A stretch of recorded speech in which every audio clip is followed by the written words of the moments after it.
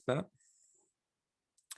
All right, so welcome. So the first thing we're going to do is make sure we're all looking at our either a Google Colab or Jupyter Notebook environment. And I sent an email about this last night, so maybe you already have it up. If that you do, that's great. But I will go through the directions for opening up a Colab notebook right now. And just a little background is that the environment we're going to be using they're called Jupyter Notebooks, and they are designed with the sort of motif of a lab notebook. So that means that you write some Python code, some programming, you do some programming, and you can also write text and notes and like headings and all that good stuff to sort of record, to annotate all the work that you're doing. And so it's pretty useful in that way. And it's very commonly used in data science. Jupyter Notebook is a open source project. Google has made their own version of a Jupyter Notebook, which runs in the cloud. I will share the link to that only because it's very easy just to click the link in case you haven't had it set up. If your kind of information wants to be free, all that good stuff, you should definitely download. Check out the email I sent. You could download the Anaconda distribution for Python and open a Jupyter Notebook on your local computer, and then you don't have to sully yourself with a Google product or whatever. But for now, if you don't already have it open using the directions that I sent, you're going to click this link that I'm going to share right now. Google Colab.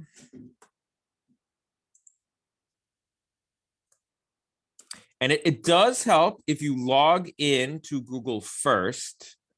If you log into, say, your Gmail or something, if you have it, or any other Google account, and then once you're logged in, you can click this link, and then a little pop-up will come up, and then there will be a button that says New Notebook. If you don't see a pop-up come up, and then what you want to do is hit, there's a little kind of menu at the top. You want to hit the word File, and then select New Notebook from the menu, and then it will make you log in. So one way or the other, you will have to log in. But and I will also share, while I'm sharing things, I'm going to share a resource which will cover most of what we're doing today. I may stray from this occasionally if things come up, but most of what we cover today will be here in this tutorial. And so you may have, can I just ask anyone, I'll give it a second for people to open the Google Colab. I'm going to share my screen. I'm going to show you the environment that you're supposed to be in. And then if you're having trouble accessing the environment, please just drop a line in the chat or come on the mic and just say, hey, I'm having trouble opening this. I'm having some kind of issue. We'll troubleshoot it. Probably if you're having the issue, half the people are having the issue. So really don't feel bad about dropping something in the chat or saying something, okay? All right, so I'm going to share my screen, and I'm going to also say, just as an FYI, I'm visually impaired. So if you're like, why is this person zooming in all the time and stuff? Just mostly for that reason. Sometimes it does help to kind of sort of highlight certain parts of the screen and stuff. So I guess it does have some pedagogical uses. Okay, I need to get Zoom hidden in the corner. Okay, cool. And so what you want is to be looking at something like this. I am not in Colab. I am on my computer with the Jupyter Notebook environment, and I'm creating a new notebook. Once you open Jupyter, and if you're not using Colab, I figure a lot of people are probably using Colab, but if you're not using Colab, and you're having trouble opening the notebook environment, please just drop something in the chat, and I'll have a quick look before we move on. Maybe I should open up a chat just to make sure I don't miss things. Cool. Okay. Oh yeah, today is a holiday. The official, let's call it the official NYCDH holiday. All right, I'm gonna move my chat to the corner too. All right, so I'm going to assume we have the notebook environments open. Or you've gotten Colab working. But let me know if that's not the case. And let's just start off with one line of code, import pandas. And then we're gonna run this, and then I'm gonna explain a whole bunch of things, okay? All right, that's our first line of code. Now, this gives me an opportunity to explain a whole bunch of things. So first, I'm gonna explain what this environment we're in is and does, and how it works. And then I'm also going to explain what this thing pandas is. And I'll give you a little one-sentence summary of what the Python programming language is. So that's a lot of explanation, but I like to write a code just to kind of ground us a little bit. Okay, so what is this environment that we're in? This Colab notebook, Jupyter Notebook. From now on, I'm just going to say Jupyter Notebook, but you may be in Colab, okay? The Colab environment is it's really very similar to the Jupyter Notebook environment. Google kind of just copied it. It has a few little differences and changes, but mostly fairly superficial. Well, first of all, what the language we're going to be writing in this workshop is Python programming language. And there are many environments and methods you can use to interact with the Python programming language. Those include using the command line, which you might have heard about, you can write in a text editor, such as Notepad, if you remember Notepad, or fancier text editors like Visual Studio Code, and then run the Python from either from there or give it to an interpreter. Don't worry about any of that stuff. There's a sort of a third way of working with Python, and that is these Jupyter Notebooks. And these are very popular in data science. I'd say they have advantages and disadvantages. They're better for some things than for others. They're best, I would say, they're at their best when you're doing data science or exploratory work, and also when you're trying to do a code analysis that someone else is going to have to read, or that you're going to put on the internet or something like that, because it tends to look a lot prettier than other kinds of code. So that's sort of the advantage of the environment. And so what is Python? Very, very briefly, it is what programmers call a high-level programming language. And that's a way to say that it's a language that attempts to be as close to how the people think, rather than how the computer thinks. Computers like to think in terms of math. People like to think in terms of ideas, language, concepts. And so there's always compromise happening between the computer and people, and languages usually fall in some place in that spectrum, and Python is much more toward the people side of things. Downside of that is it'll be a little slower than some of the other languages, but that matters a lot less these days because computers are so powerful. And then finally, that's a lot of explanation for one line of code, but it's all very high level. There's the Pandas library. What is that? So, well, first of all, what is a library? A library is some code that somebody else wrote that you can pull into your code. Okay, it's kind of a pile of code, including functions, which are kind of like Python's verbs, objects, which you can pull in to your own code, and it saves you a huge amount of work because you're not recreating the wheel all the time.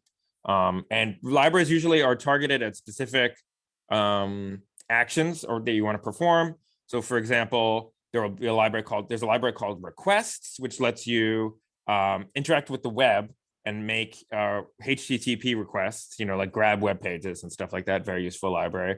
There's libraries for visualization, for making charts. We'll make a very basic little chart in this workshop.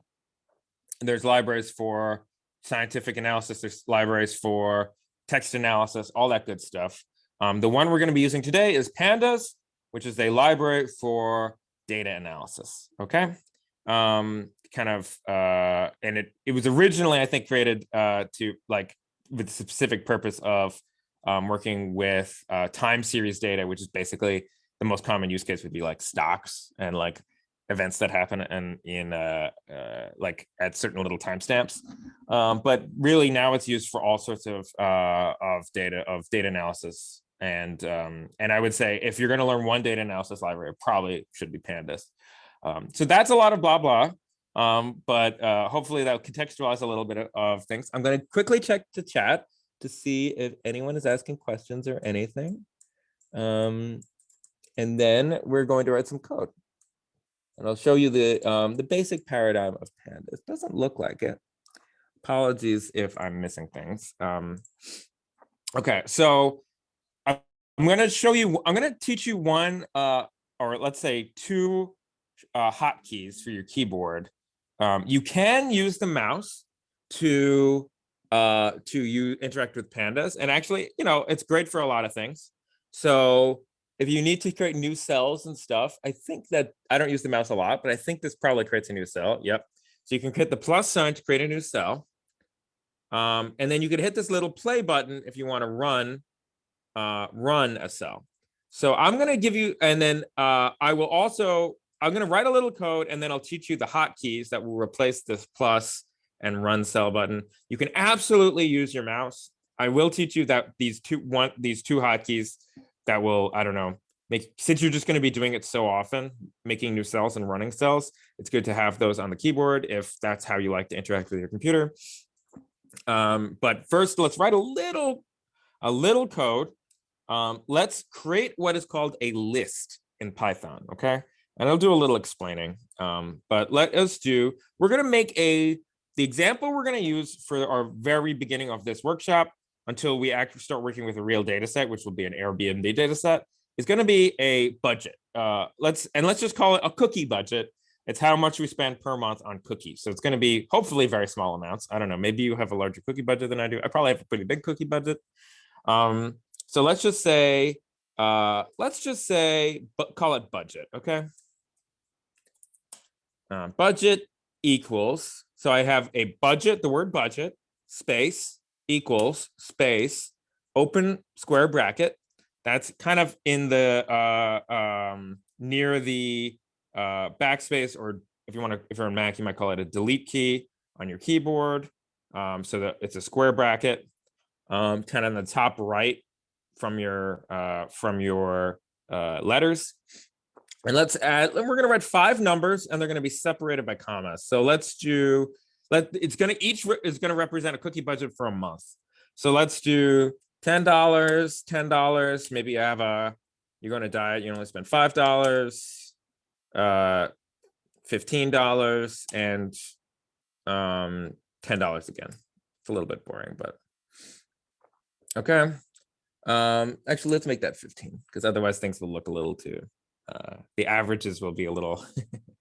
All right. So that, and then then at the end of the cell, so I'm going to go to the end with the mouse and hit enter, and then create a little more space, and I'm going to type the word budget by itself. And I'll tell you why I do that.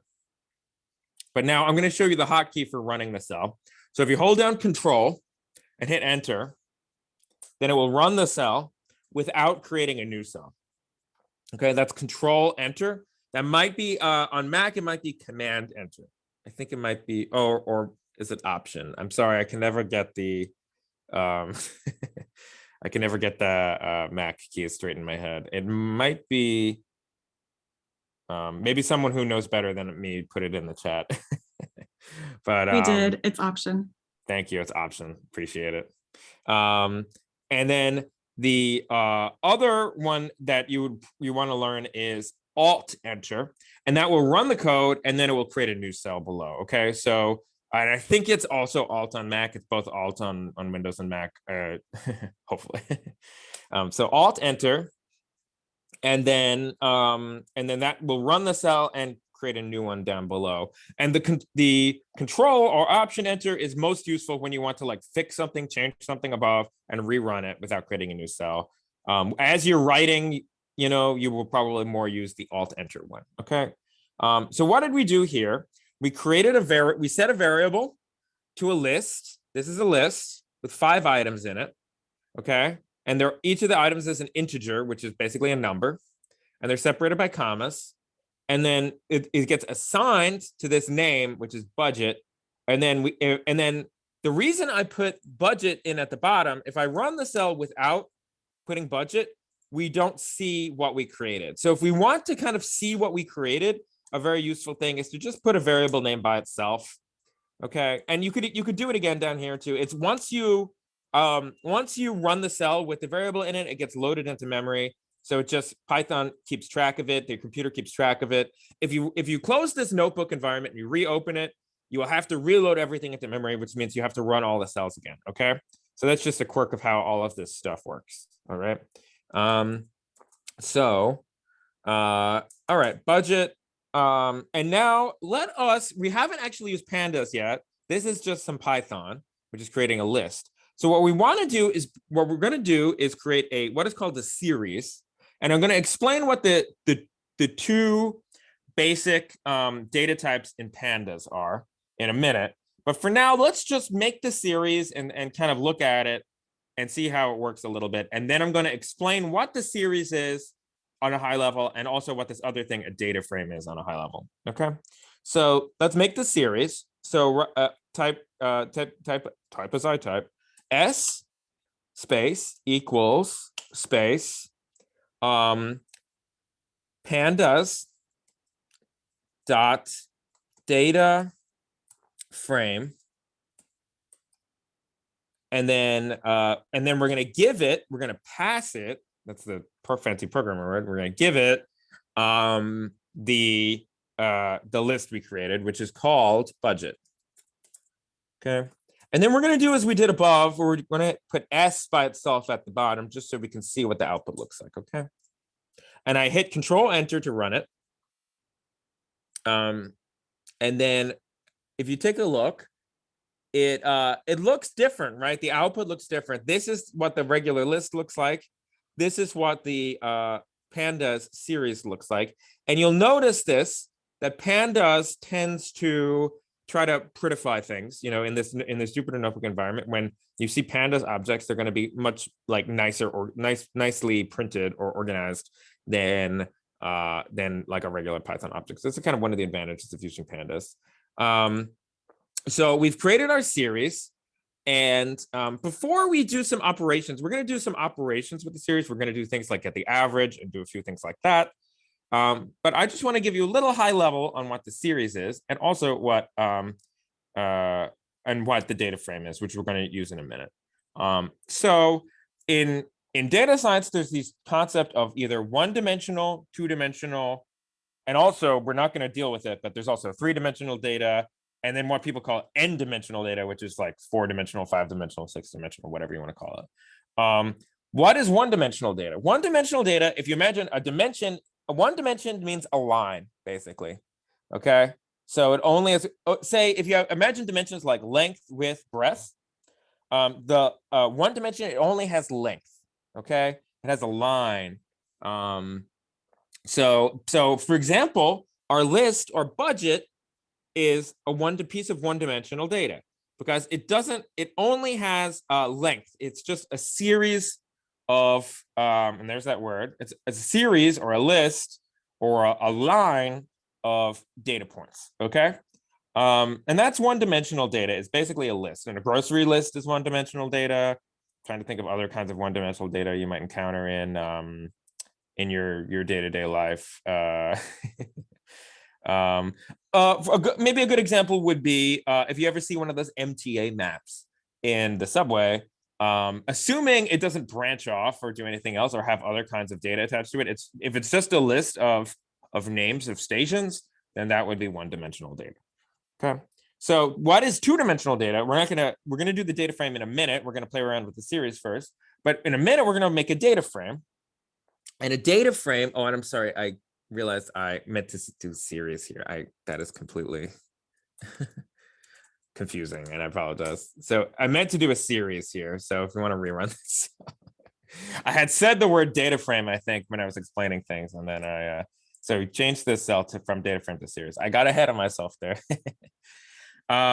So a two-dimensional data, I think you probably have encountered this at some point, but a Excel spreadsheet or a CSV, comma separated values spreadsheet, is two-dimensional data. And that basically means you have two dimensions. You have length and you have, say, height, maybe. And so that means you have both rows and you have columns, okay?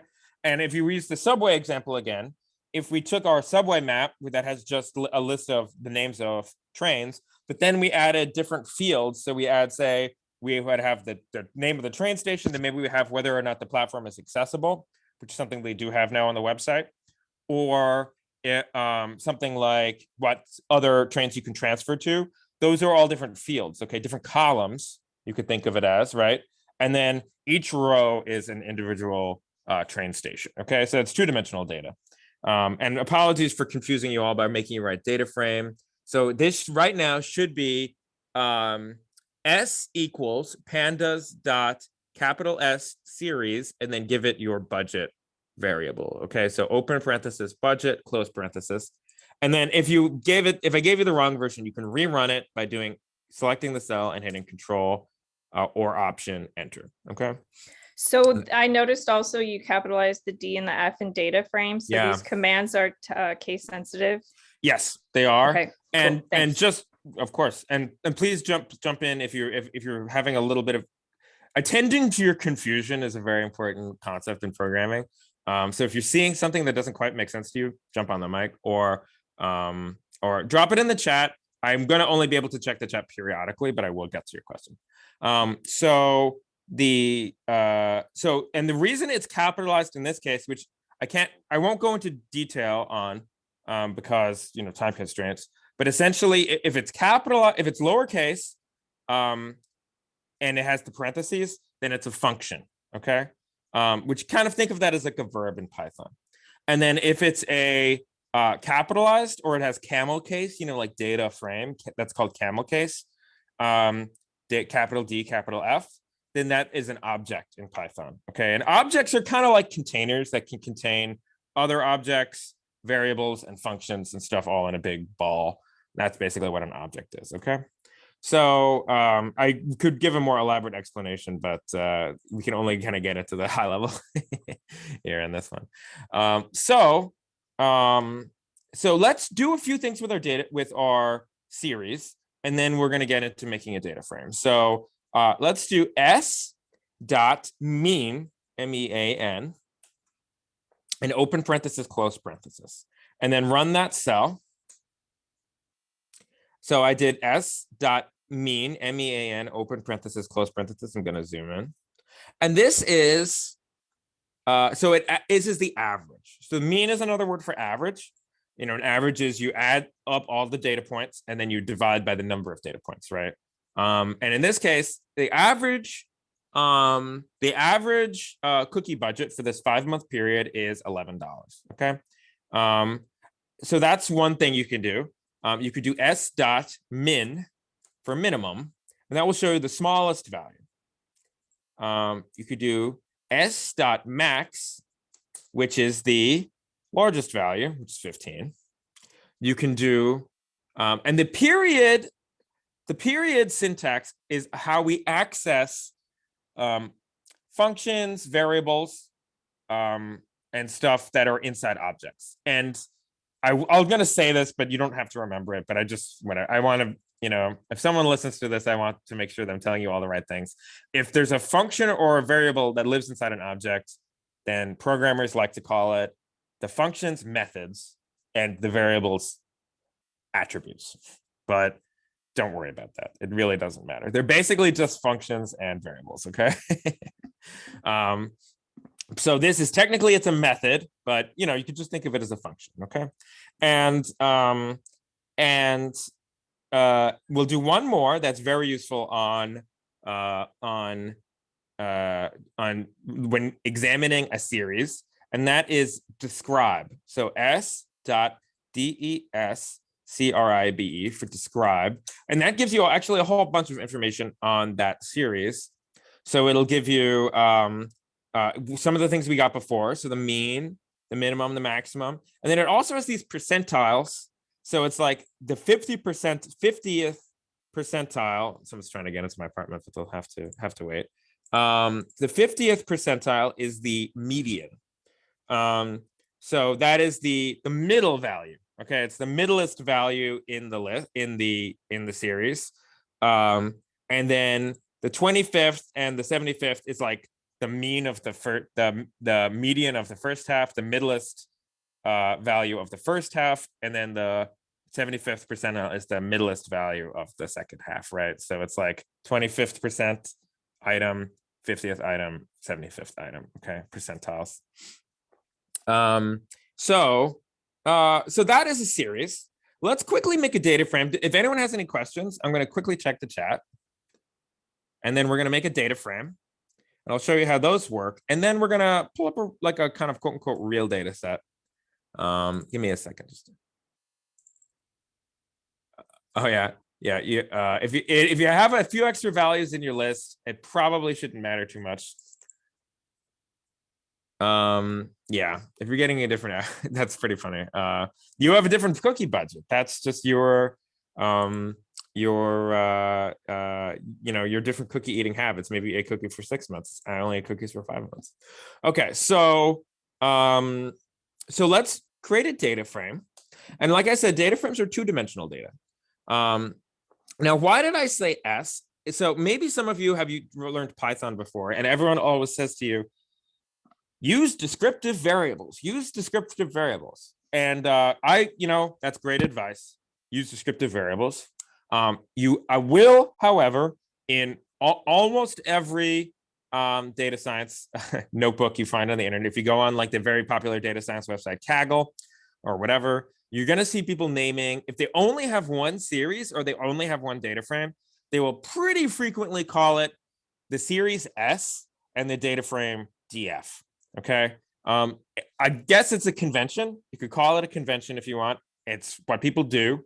And because people kind of know that it's a thing, it doesn't confuse anyone, but it does break that rule of descriptive variable names. If you have more than one data frame, if you have more than one series, then you definitely want to give it a more descriptive name so you don't confuse yourself or whatever.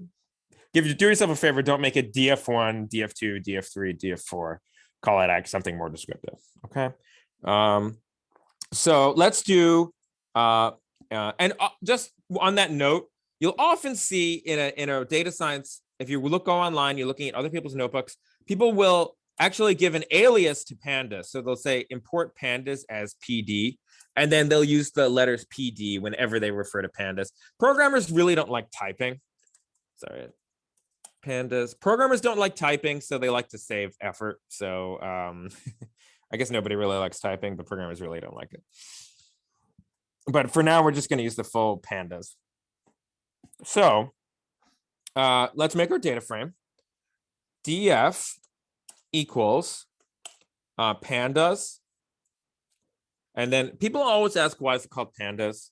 It just means something like Python data analysis or something like that, but it doesn't make any sense because it's not it should be called like Pandas or something if that was the case. So it's not named very well, except that pandas are cute. So in that sense, it's named well. Pandas.dataframe.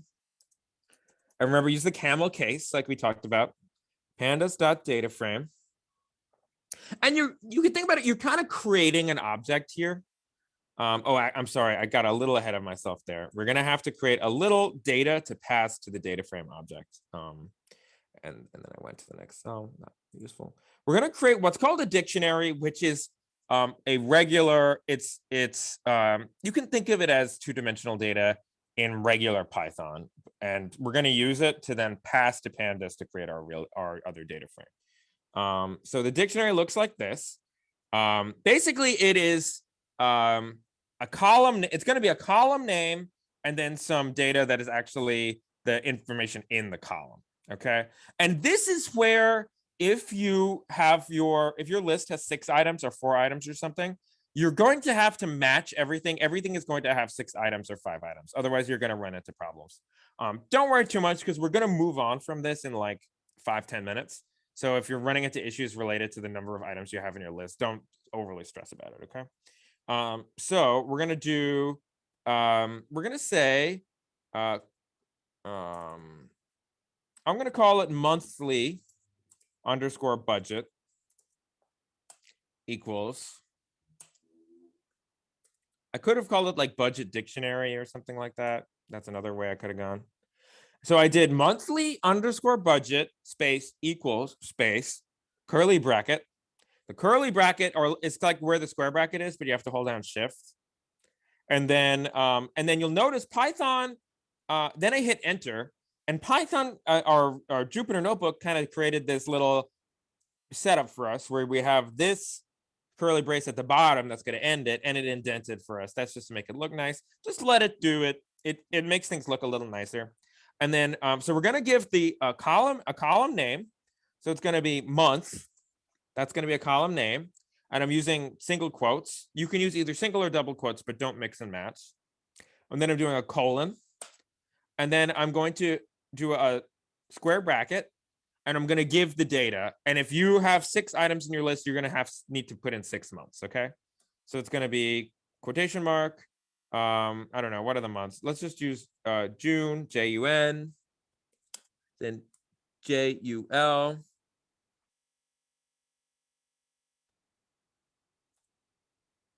then AUG for August, then SEP for September, and then OCT for October.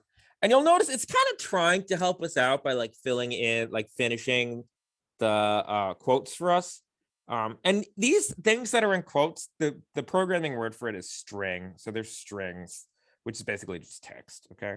And you can tell Python that it's text, that you're trying to create arbitrary text by using the quotes. And then you don't forget to finish the square bracket. And then after the square bracket, put a comma, okay? And I know this is a lot of commas and stuff, you know, but there also is that that tutorial I shared with you at the beginning. So if you write all this out and you're getting errors and you're getting stressed out, crib from that tutorial for now, you know, and then later play around with it, try to see what you're getting wrong. Okay. Errors are overwhelmingly normal in programming. It's typing is hard. Looking for typos is hard, as many of us humanists know. So it's the same in programming. Okay. And then month, that's a month. You have 5 months. Remember, you're going to need 6 months if you have 6 items, if you accidentally have 6 items in your list, okay? Or if you have 4 items, you're going to need 4 months, et cetera, et cetera. Then let's do budget. Oh, sorry, I need quotes. Budget, quote, colon.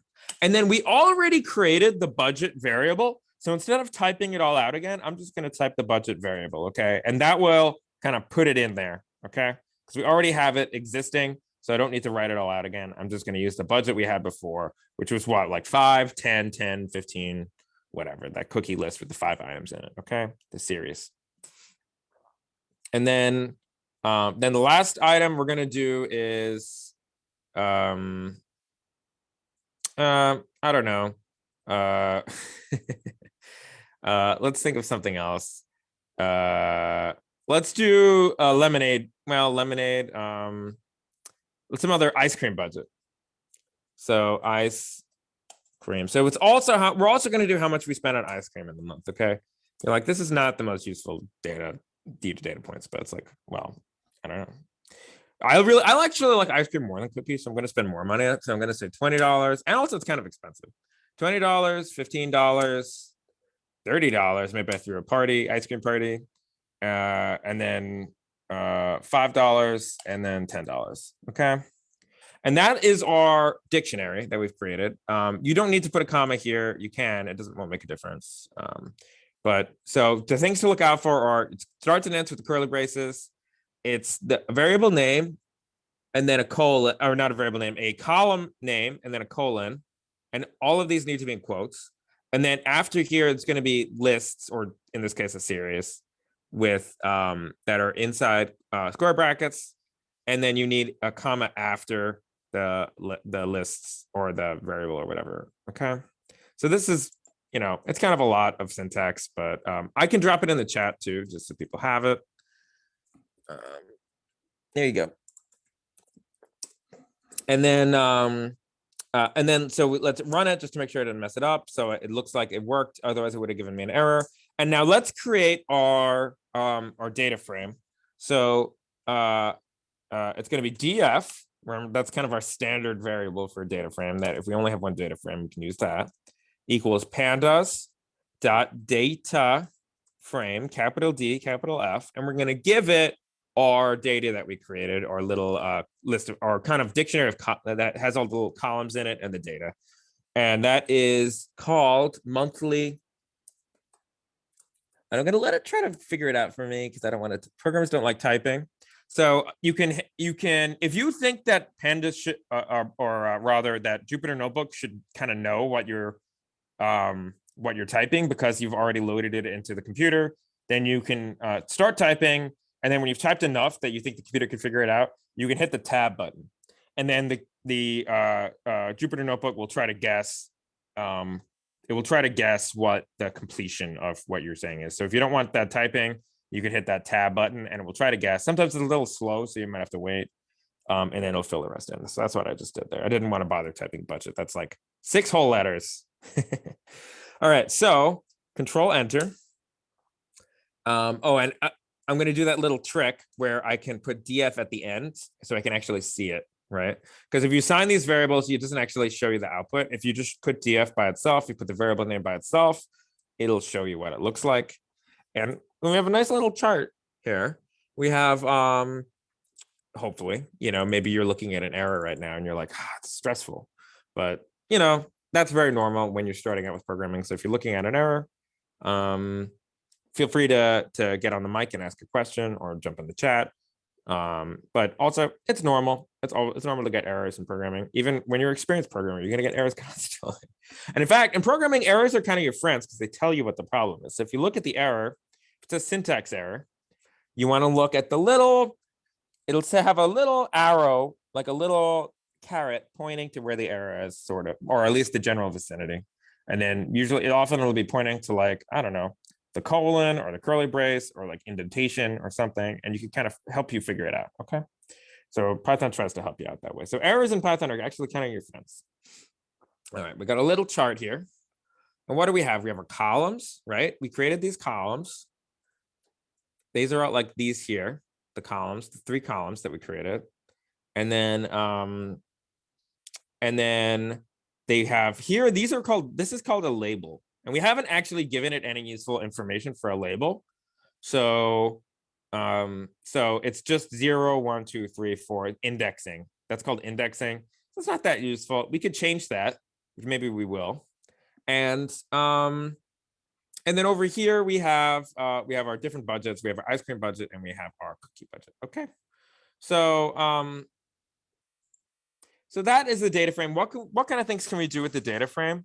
We're going to do more with data frames in a minute, so I won't go into depth, but we can kind of do a version of describe with the data frame, df.info, and get all the kind of high level stats on the data frame.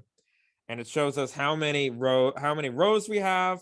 It shows us each column, and it also tries to tell us what type of data each column is. So it should be, see, it says int, and this says object, which basically means it couldn't guess what it was. So it should really say string. I don't know why it says object, but sometimes it kind of gets confused.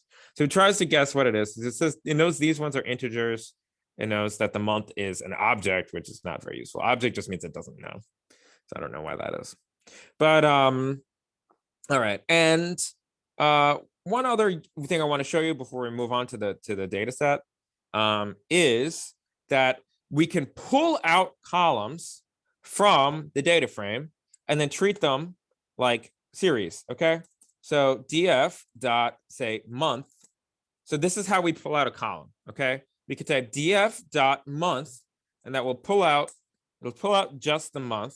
Okay, so that's pretty useful. And there's another syntax for that you might need to use if the column names have spaces, then the period thing won't work, because if you put a space, then it'll be like, say it was monthly budget with a space, or monthly budget, that wouldn't work because it'll read the space wrong. It'll think you're trying to do something new. So the way to fix that is you do df, and then you do a square bracket, and you put in quotes the column title. So you go like month like this, okay? And then we can do anything we would do with a let's pull out ice cream. Okay. And actually you need to do it with the ice cream because it has a space in it. And then if you wanted to get the average of the ice cream, then you might probably remember how to do this, but you could do dot mean. So you can kind of start chaining things together a little bit. We're going to do more of this. And you can get the average. Okay. Or you could get, you could do what we did before, describe. You can get all the stats just on the column. Or you could do min, if you want minimum amount. Okay. So trying to think if there's anything really quick I want to show you with the if you want to pull out a specific row, I will show you this. If you want to pull out a row, not a column, so that is how you pull out a column.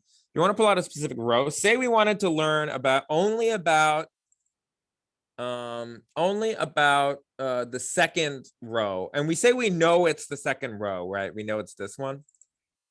We know that July is the second row, so you can pull out. You do this. It would be df dot ILOC. That's for like index location.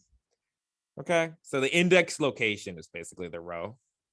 iloc is index location. This is the index kind of. So, and then you give it. If we want the second column, we have to give it 1. I know it's kind of confusing.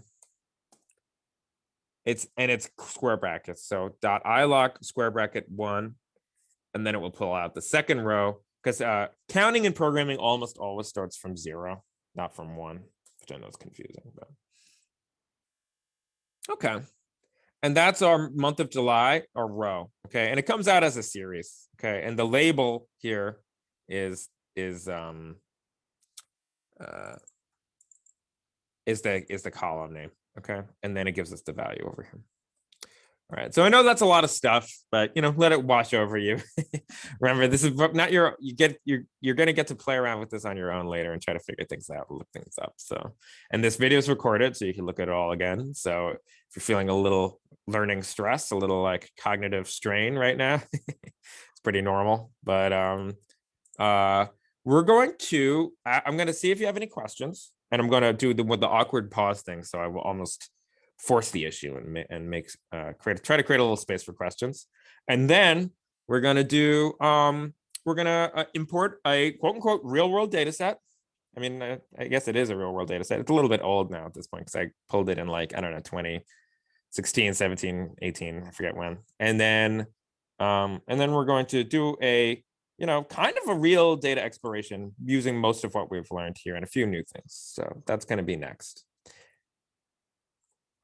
Okay, this is the awkward pause time where I drink some water, and then someone come on the mic and ask a question.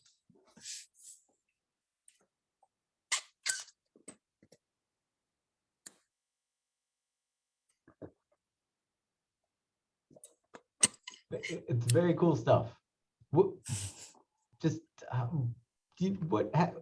in terms of like humanities projects, what have you done with it? Just out of curiosity. I mean, it's often very useful for like there's this project, the Old Bailey, and I forget exactly what they were looking at, but I think it's prison records, right? So so you could say there's sometimes a fine line between humanities and kind of sociology or soft social sciences or qualitative social sciences. But for example, this researcher I met years ago, and who I'm trying to remember the name of, and I think the project was called the Old Bailey Project, pulled these old records from, I think they might have even been on like Igbo or something like that. It was like 18th century, 17th century, and they're like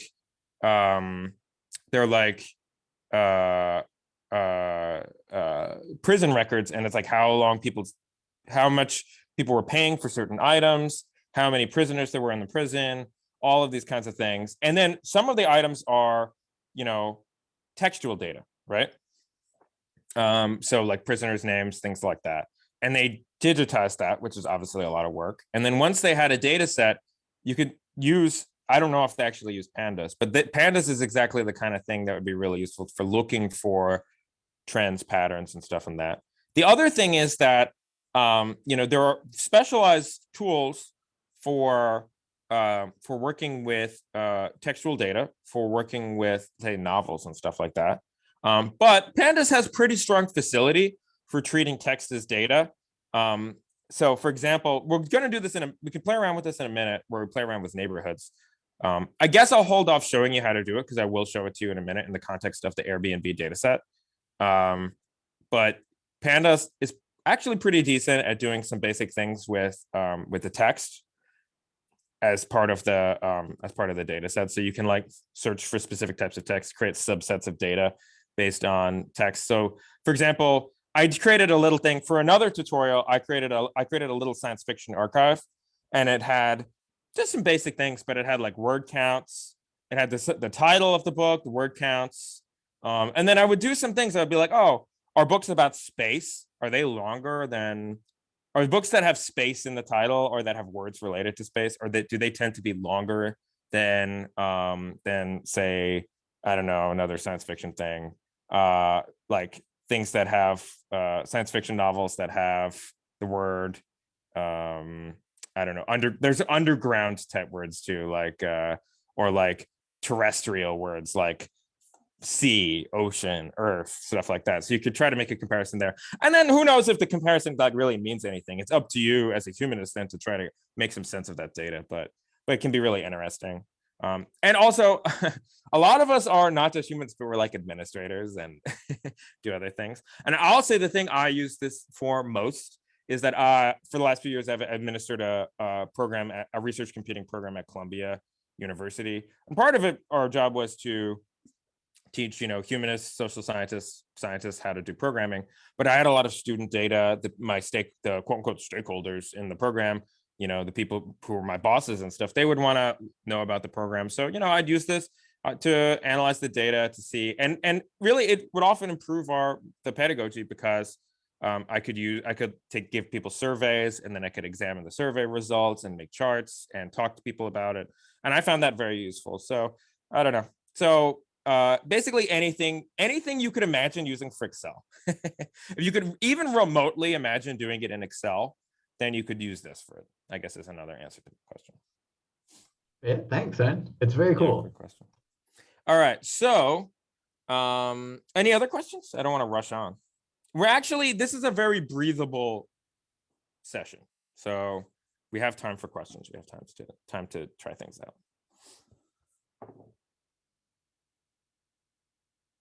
I won't force the issue. Please jump in and jump on the mic or drop something in the chat at any time. I'm going to quickly check the chat to see if anyone's asking anything before moving on.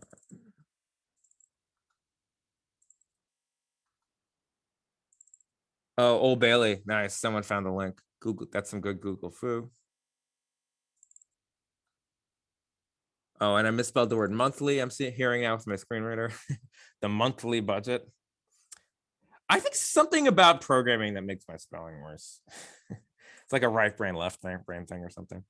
All right. So what we're going to do is we're going to create a fresh new notebook. Then we can have that like cognitive, attic clearing that happens when you start something new. But if you want, I recommend this is a good time to save what you've written. So if you hit where it says untitled up at the top, if you click on that with the mouse, and if you can type something in, so you could say like Pandas fundamentals or something. I might already have something called Pandas fundamentals. Pandas first steps.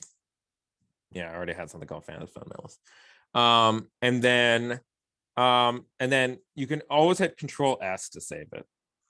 And Pandas is not very aggressive about saving, so you can actually lose your information sometimes if you don't save. So just FYI.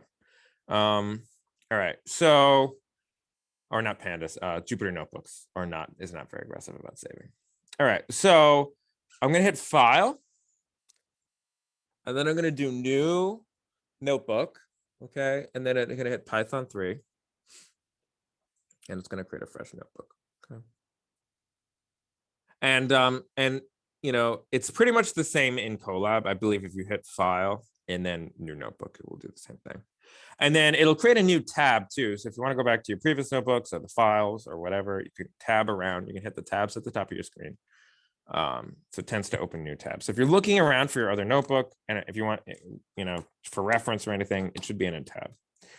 All right, and we're gonna do our usual import pandas. Okay, so I don't know how much we'll actually have to use it, and then I'm going to create a new cell, and now I'm going to give you a magic command. It's not really magic. It's just, programmers like to use the word magic when you do something you might not fully understand, or when some other programmer has kind of paved the way for you, and gives you something that you can just use. So that's kind of a specialized use of the word magic. So I'm going to give you a magic command that will import the data set into Pandas. Okay, and I'll explain how it works, but I've kind of prepared it for you. Okay, so copy that out and I will paste it in here. I'm going to run it, and it didn't work for some reason. So maybe don't run it yet until I figure out what I did wrong.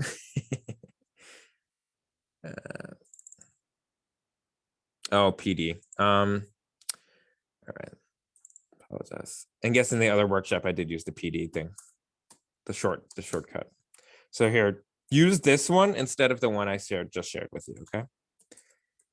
Now, why did that not work? It's because in the other workshop I prepared this for, I used PD. I shortened Pandas to PD. I didn't. I think you private chatted that. I don't think you sent it to the whole group. Oh, I'm sorry. Someone must have private chatted me.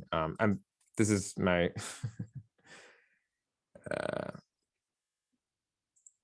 And apologize. That probably means I ignored someone's individual. It was incorrect anyway. So, all right. Where's everyone?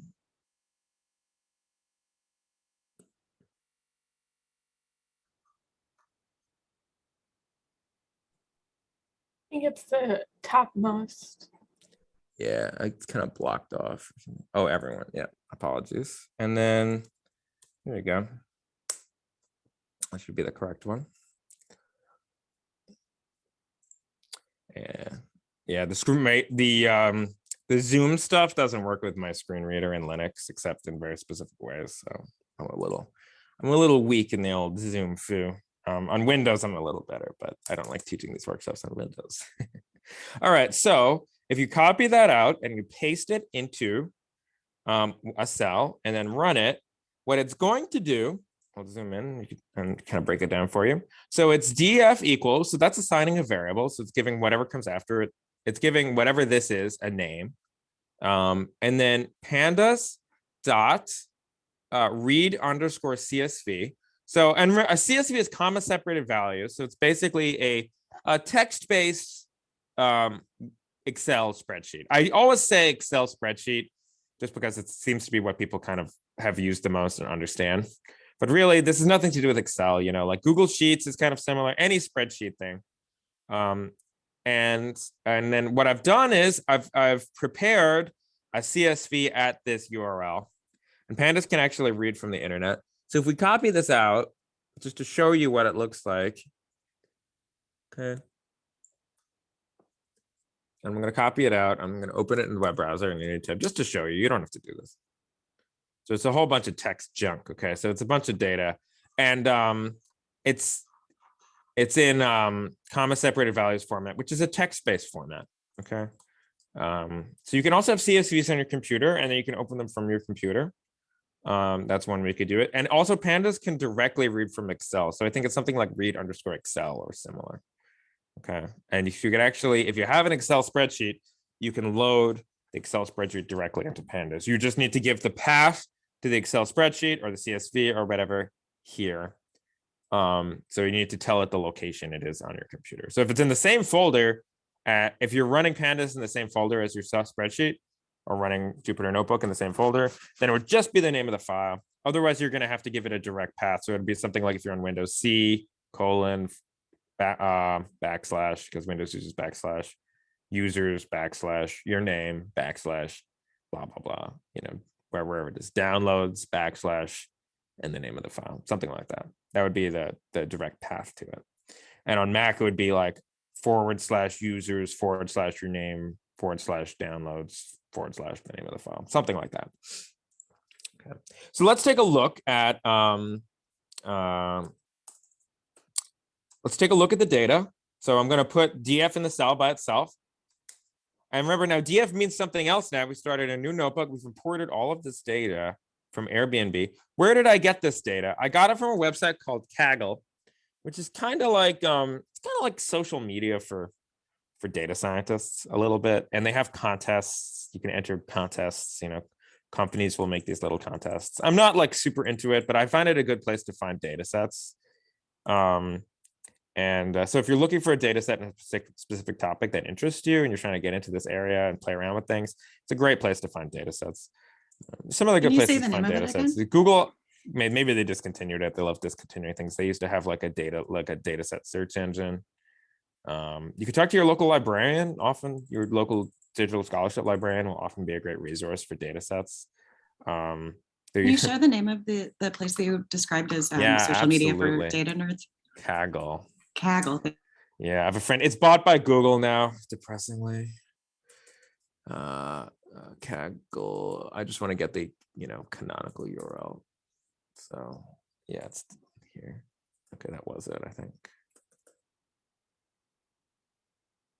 Kaggle.com, and honestly, if this is an area you want to get into, I would say it's a great place to learn.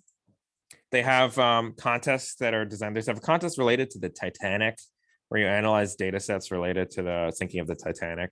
That is actually a pretty good pedagogical resource. And if you're getting into data sciencey stuff, and it's a good place to find collaborators. People are always entering these contests, and if you want to collaborate with like someone who's also getting started, it's a decent enough place to meet people. There used to be meetups around New York City and stuff like that, but it's like there's a pandemic or something. But so I can't recommend those right now. But okay, so and I was going to give you a warning. If you talk to your local librarian or your local admin, like someone like me, like I was at Columbia, you might find yourself getting looped into things and teaching workshops before you know it and stuff. But that's nothing really wrong with that. That's community stuff. Okay, so what are we looking at here? So this is a lot more significant. It's bigger. First of all, it has a lot of columns. And honestly, this is the norm with data sets. Like the toy data set we created before, we only have like 3 columns. And you definitely will run into that. But by and large, data sets they're at least going to be moderately sized, right? And this has a bunch of columns, has a lot of columns, more than we can even see printed out. So I'll show you how to deal with that in a second. And then it has a lot of rows. And you'll notice a few things, that if there's a whole lot of rows, then Pandas, when you print out the data frame just to see what it looks like, you're only going to see the first 5. And then there's going to be like a ... ellipsis, like yada, yada, yada. and then it's going to show the last 5. Okay. It's just how Pandas kind of wants to show you. Now you can play around. If you say you want to see the first 10, instead of seeing the first 5 and the last 5, like you see by default, you want to see the first 10. So let me zoom in really quick. df.head. So I know it's a little bit of a weird way of saying it, but like head, it's kind of like the pop part, the beginning. And then that will only show you the first 5, but say you want to see the first 15. Then you put in head, put in the parenthesis 15. And then that will give you the first 15. It's actually pretty useful. Sometimes you want to see the first 15. Sometimes you want to see the last 15. That is tail. So head, tail. That will show you the last 15. I left the 15, so it's going to show me the last 15. Okay, and it also shows us, we can kind of start to get a sense of the data set. We see that we probably have something like 48,800 something rows. Okay, I'm going to make a new cell and scroll down to the bottom.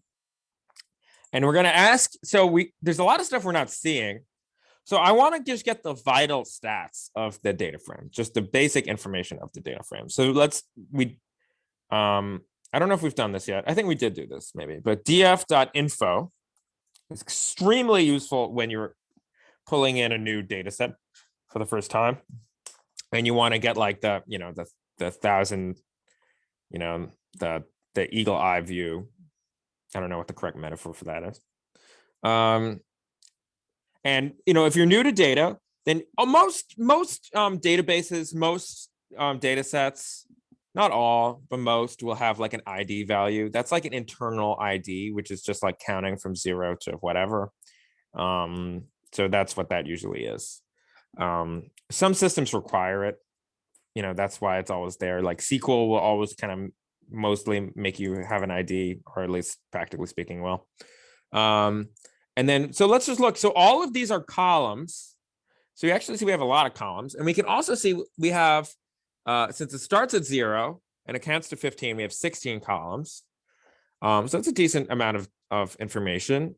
And we also see over here, this shows how many of that column has non-empty rows. Okay, so that's a very common thing when you're working with data sets, is actually for there to be missing data. And you're like, well, why would there be missing data? That doesn't sound good. Well, unfortunately, data scientists and programmers, we have to deal with we prefer not to, but we have to deal with the real world. And data sets are usually messy, bad, broken. And they come to us by way of fallible human beings. So there almost always something wrong with the data, or many things wrong with the data. And then you're like, well, how do we find things out? Well, it's just honestly, and don't tell data scientists, but it's a very hermeneutic process where you have to kind of look at the data and be like, hermeneutic, fancy word for interpretive. And you look at the data and you say, like, what doesn't make sense? Follow your curiosity, follow your instincts about what should be and what shouldn't be. And that I really do think that is fundamentally, it's a hermeneutic process. Data science is actually a very interpretive discipline, I think. Also, don't tell data scientists that. They don't like to hear that. And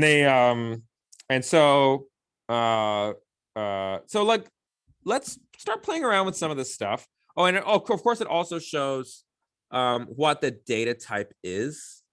Though it's blocked from my chat here. So, but it tries to guess over here what, if it's textual data, it should say string, though often it'll say objects, which means it failed to figure out what it was. Or integer if it's a number, or you might see other things in there. Okay, you might see float if it's a number with a decimal, which is treated a little bit differently. Okay, so that's our 1,000 yard view or whatever of the data. So some things that stand out to me, just as someone who likes play around with data sets. Remember, this is a hermeneutic process. There's no checklist you can check off. You're exploring. You're playing around.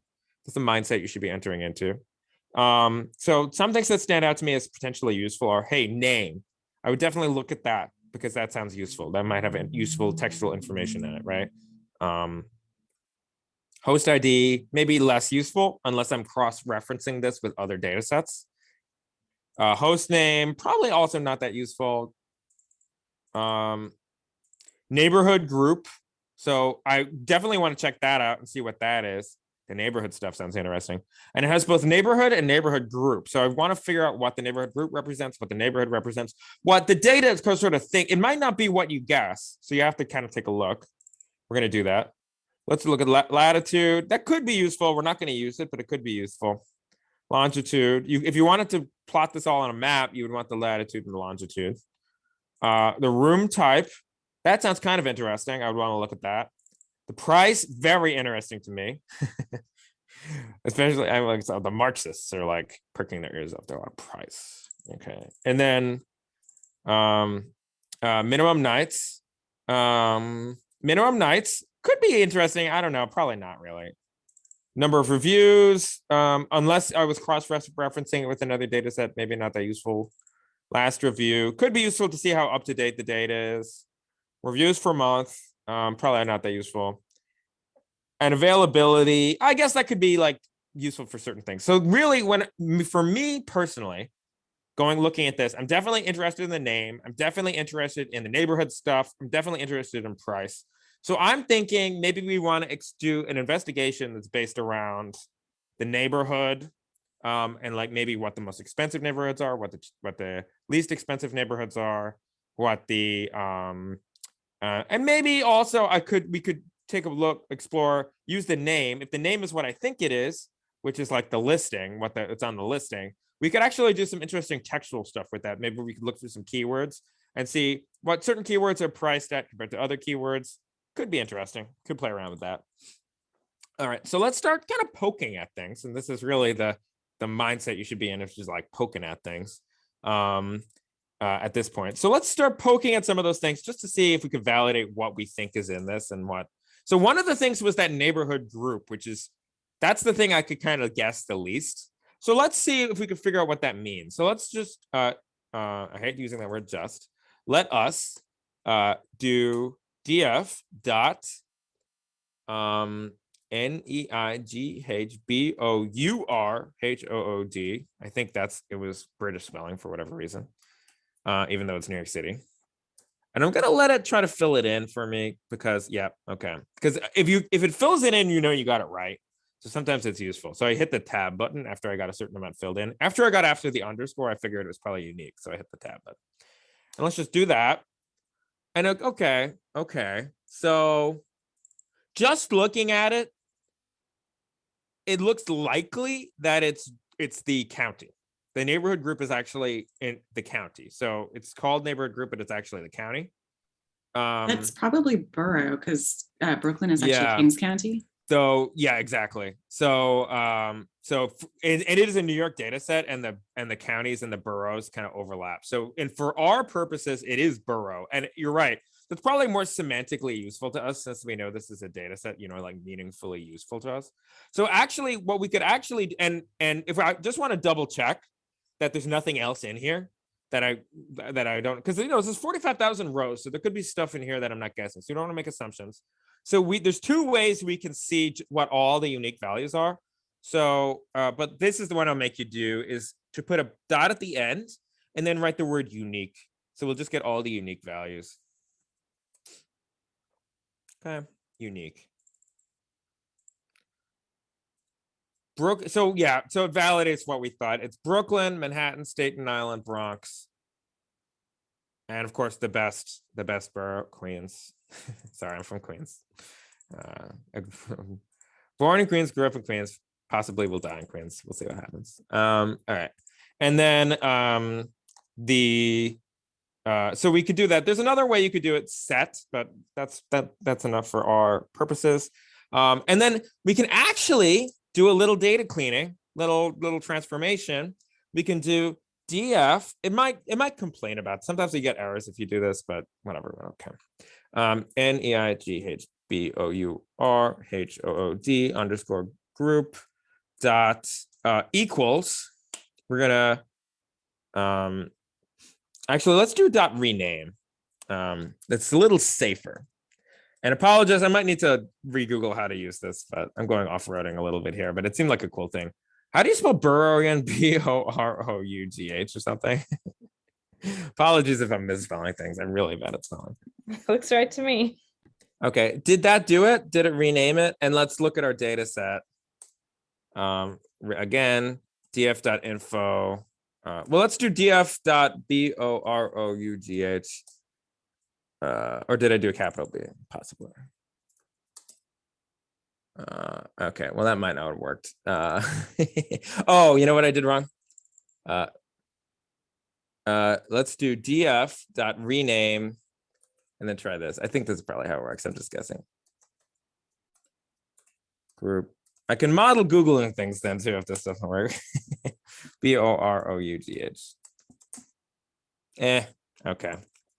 I won't Google how to rename it, but you can rename you could do df dot NEIGHBOURHOD. I do want to do that, but equals. I think that'll mess things up. That'll actually change the data. So did I df dot group. I might have told you the wrong thing. Did I? Oh no, it's the data's still intact, so I didn't mess it up. Okay, so you can rename it. It's a good idea. And actually, you know what? I'll just look it up really quick. Pandas dot. I don't remember everything about it. I use it all the time, and I don't remember. You know, it has so many things. Pandas rename column. You could just find it on Google, and then you look at this complicated looking documentation. But it kind of just shows you here how it works. Data frame. Oh, mapper.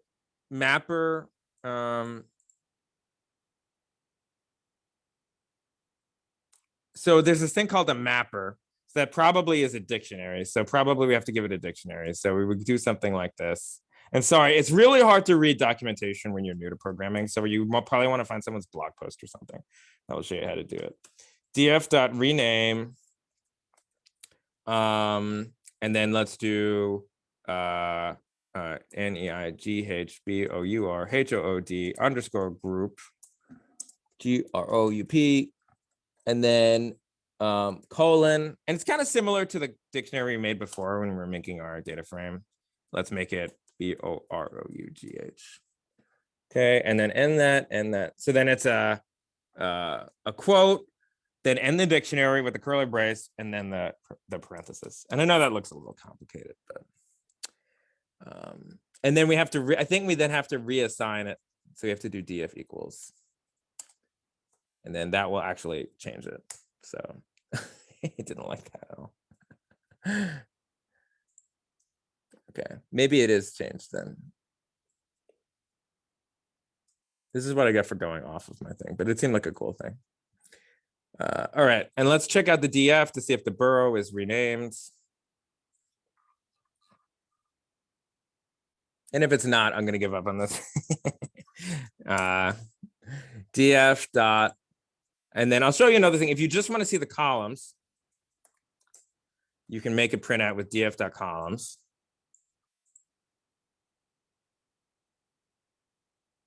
Absolutely 100% did not rename it. So I'm going to have to give up just for time constraints. But if you want to hang around at the end, I'll figure out how to do it.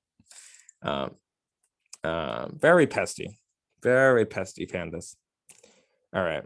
So, okay. So let's play around with some of the stuff we were talking about, which is the prices and the neighborhoods. So we could see first, let's just look at the price and play around a little bit with that. So df.price, we have now, if we do df.price, we get a series, which is all of the prices, all 45,000 prices. So we can do what we did before. We can do .mean, for example, and we can get the average price of all the neighborhoods and all the Airbnbs in New York. And it's 152. That's pretty interesting. Or we could get more information, df.price.describe. Remember, we learned about that.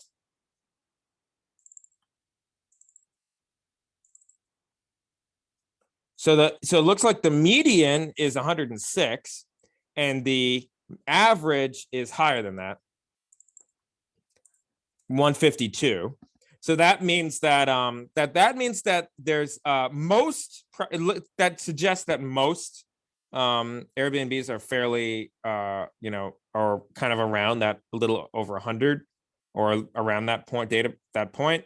But then there's a kind of a long tail or a whole bunch at the end of quite expensive. That's what that suggests, is that there's a higher average than the median. Means there's probably a lot of quite expensive ones that are much higher than the average.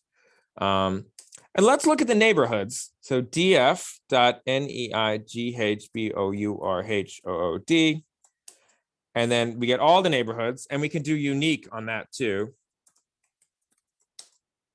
Did I miss? Yep, there. And it's a long list, but say we want to count them just to see how many neighborhoods are in there. So here's a little trick. You can put all of this. We did df.neighborhood not unique. We have a list of unique neighborhoods. And if we want to count things in Python, you can wrap things in this len. Len, open parenthesis, and then close the parenthesis over here. And we can find out how many how many neighborhoods we have. And there's 221 neighborhoods in this data set. We already know there's 5 neighborhood groups. And so maybe we want to work toward this thing of seeing what the most expensive neighborhoods are. But I want to show you something first. I'm gonna pull out a specific neighborhood, and maybe we can poke at that and see. And I want to show you how to create a little subset of the data. So does anyone want to throw out a neighborhood and just come on the mic and tell me a neighborhood, and we could try to track it down? Woodside. Woodside, awesome. Are you in Woodside, or you just know that I'm in Woodside? I am in Woodside. You're in Woodside too? We're neighbors? Wow. Yeah. I think we played trivia together at Solid State. Oh, awesome. Sorry. I'm trying to think from who. That's not even a thing anymore. I know, I'm so Curse sad. this pandemic. Curse the pandemic. Okay. So df dot so let's do Woodside. Absolutely. Okay, thank you. Give me permission to do my own neighbor. df so let's do df dot neighborhood equals quote Woodside, and it's going to produce something that doesn't look that useful, but I'm going to show you how to use it. Okay, so what is this, and what did we do? So what we did was, this is what's called a comparison operator. Okay, and basically means equals. The equals means check if 2 things are equal to each other. So it looks at our column, and it looks at this thing we've given it, and it's like, it goes through the column and it tells us, is this true? Is it equal to, is the neighborhood for this row Woodside or not? And obviously most of the rows, that's not going to be Woodside, because only a few of the rows are going to be Woodside out of the 200 and whatever neighborhoods.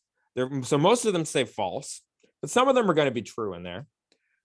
So we're going to assign, and what this called is, it's called a boolean list. Okay, boolean means true or false. And we're going to use this boolean list to then pull out to make a small data set that is only the items in Woodside. So let's assign this boolean list to a variable. I'm going to call it Woodside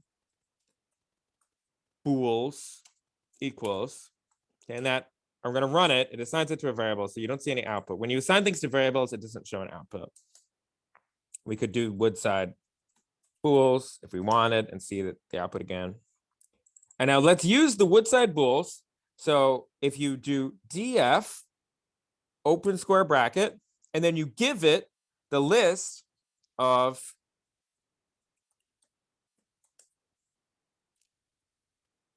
booleans,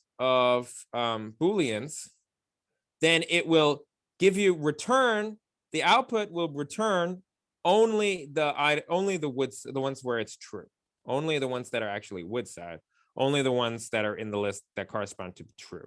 So it goes through the column, goes through all the rows in the data frame, and if it corresponds to true in this Boolean list that we've given it, then it pulls that out and it dumps the rest. Okay, and now let's assign that to a new variable, Woodside. I'm just going to call it Woodside. I could call it Woodside. Let's call it Woodside underscore df for Woodside data frame. Okay.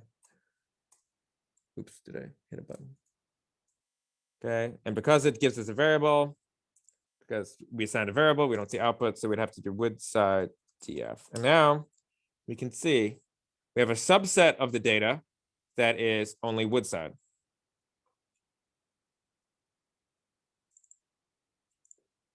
And let us now poke at it. Let's make a new cell. So Woodside df, let's do our usual info. So it'll give us some info. We can see a few things. It has 235 items. Okay. So there's 235 rows in this Newsday data set. So we have 235 data points about Woodside. And we can do what we did before with the prices. We could do Woodside. Oh, what did I do? I clicked in the wrong place. Woodside df dot price dot describe. So we're starting to kind of chain things together a little bit. And what do we have? We have the mean is 85. So it's lower than the average. So in Woodside here in Queens, which is maybe not surprising, the average of all of New York was 150 or something. So it means that suggests to me there's maybe only a few very expensive ones in Woodside, or not very many at all. And the median is only $60 in Woodside compared to $100 and something in the city as a whole. So obviously Manhattan is more expensive, etc. Brooklyn's probably more expensive. We can validate that in a minute potentially. So maybe just giving you ideas, maybe people should start moving. Well, you know what? Don't move to Queens, keep it cheap. So, but Queens is great. So, so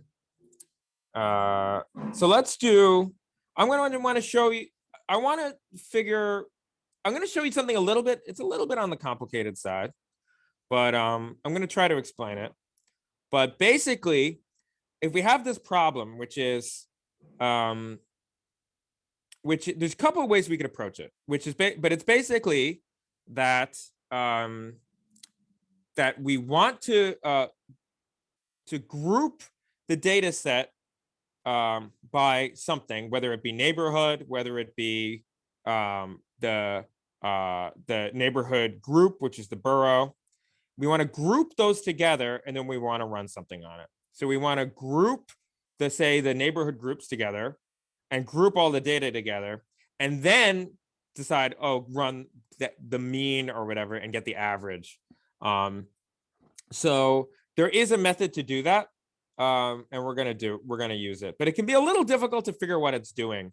But basically what it's doing is it's creating a whole bunch of like little data frames all jammed together.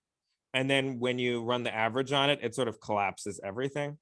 And then you can see the average again. So I'll try to explain that again, but you know, it may not quite make sense to you right now, but it's certainly useful. So this is called the group by. And this is some actual pretty data sciencey stuff now that we're doing here. So don't worry too much of it. Let it wash over you if it's stressing you out. But it's a pretty serious thing. Group by. So we're going to do df dot group by, and then we're going to tell it what we want to group it by. So we could actually group. We could do it a couple of different ways. We could group by borough and then by neighborhood, which is actually kind of cool. But let's for now just do the neighborhood group, which is the borough, which I failed to rename, which is too bad. But NEIGHBOURHOOD group. And then I'm going to run this, but it's not going to show us anything useful. It's going to show us this group by object, okay? Which basically, why doesn't it show us anything? It's basically because it would be too messy to reasonably show. It's hard to just print out what this looks like, but basically it's jamming together. Similar data. It's creating basically 5 different data set, little data frames. That's one way to think about it. And it's kind of jamming them together, and it's doing it by the borough, by the neighborhood group. And then to actually get something useful out of it, we have to then tell it to kind of collapse it back again. So we have those data frames, and then we're going to pull out the column from each of the data frames, and then we're going to get the which is the price, and then we're going to get the average. Okay, and then it'll actually look like something useful. So we did df, and then we grouped the neighborhood groups, and then we're going to do the dot price. Okay, and then we're going to do dot mean.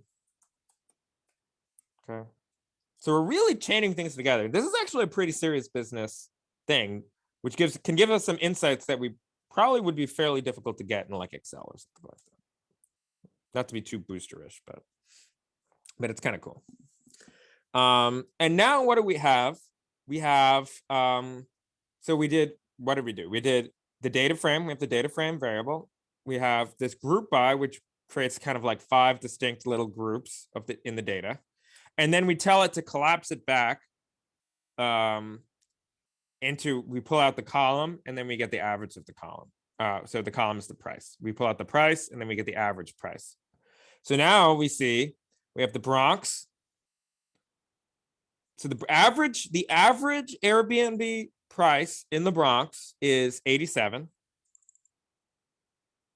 Brooklyn, 124, which is actually Brooklyn's quite high.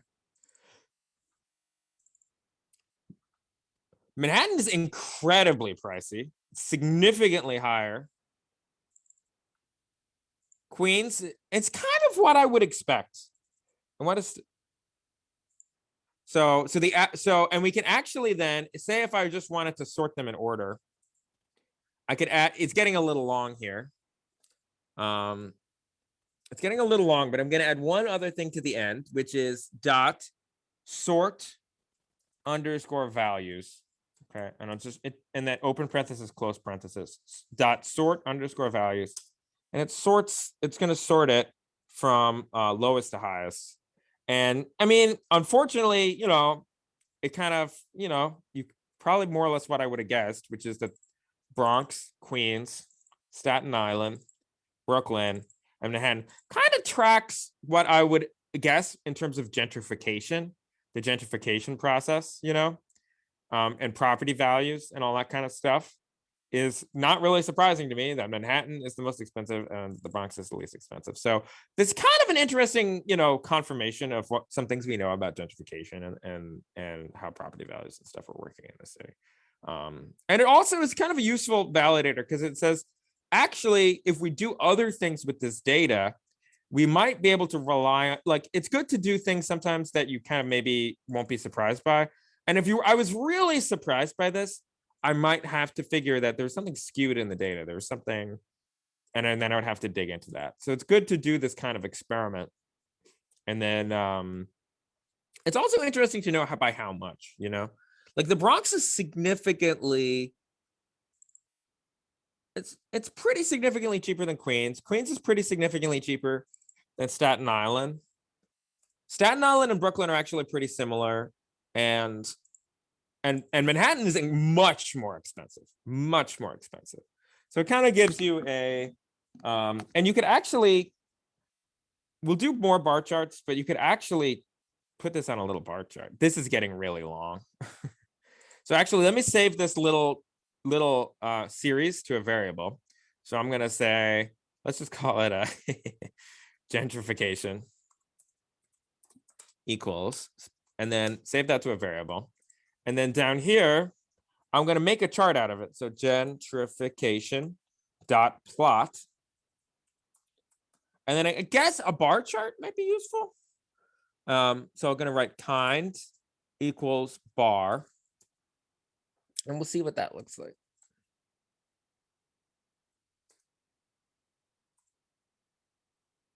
Kind of gives you a sense of the relative differences of the, so we're seeing the relative differences in the average. And notice it did a lot for us. It labeled them. So it used the label, which is the thing on the side there. It used the thing on the left, which is the label. And then it gives us to label the bars. And then it used the thing on the right here, which is the data, to give us the y-axis, which is pretty clever of it, right? That's what we would often want to do. And you can see visually now that Manhattan is the most expensive, and this is and Bronx is the least expensive. Now we could also do this with neighborhoods, okay? And I haven't tried this, so apologies. You know, in the spirit of experimentation, I'm going to try this. Let's try grouping first by neighborhood and then by neighborhood group, then by neighborhood. Let's see how that comes out. I think I've fallen behind a little bit. Can you scroll out a little bit so I can see what the problem is? And is my Zoom chat visible to you all? I don't know if it is. It's not visible, but it's obscuring your screen. Does that work better? Sorry about that. Yeah, that's good. Thanks. I can't really see things anyway, so except in the very broad strokes. So you'll see that this creates a different two groupings, which is kind of cool. So it gives us the the first the neighborhood group, which is the borough, then it gives us the actual neighborhoods. So it's actually, and this is actually be kind of interesting to see in like, if we exported this to Excel or something, we could actually look at this and try to look at all the different neighborhoods and stuff and do things with that. If we wanted. And then let me just visualize that again and see if it comes out to anything useful. It's probably going to be really overwhelming because too much data and information. Give it a second. Okay, I figured out my error. Thanks. Yeah, it's too many data points. So look, it's jamming them all together. I am seeing a trend, which is that there's some very expensive neighborhoods, but otherwise this is kind of useless. If you give this to your boss, it would not work out very well. So let's just, but this, you can see how this would be useful. First, it groups by the borough, then it groups by the neighborhood. And that creates actually a pretty interesting little data set with the price. So what I'm going to do is take out the neighborhood group and just put in neighborhood here. So I'm going to take out the first item in this group by, which is neighborhood group. Sorry, neighborhood group. We already learned what we could from you guys. And now it's neighborhoods. And it's probably going to be too many still. But what we're going to do then is maybe use the head. Remember we used head before to only get the most expensive neighborhoods. So let's stick a head in there. So, just to zoom in real quick and we'll zoom out again. So we have the gentrification equals data frame. Then it groups it by, now it's by neighborhood, not by neighborhood group. And then the next thing we did was to pull out the price and the mean. So what I want to do now is just get the top, and then did we sort it? Yes. So it's getting really long, unfortunately. So let's add another little line here where we do gentrification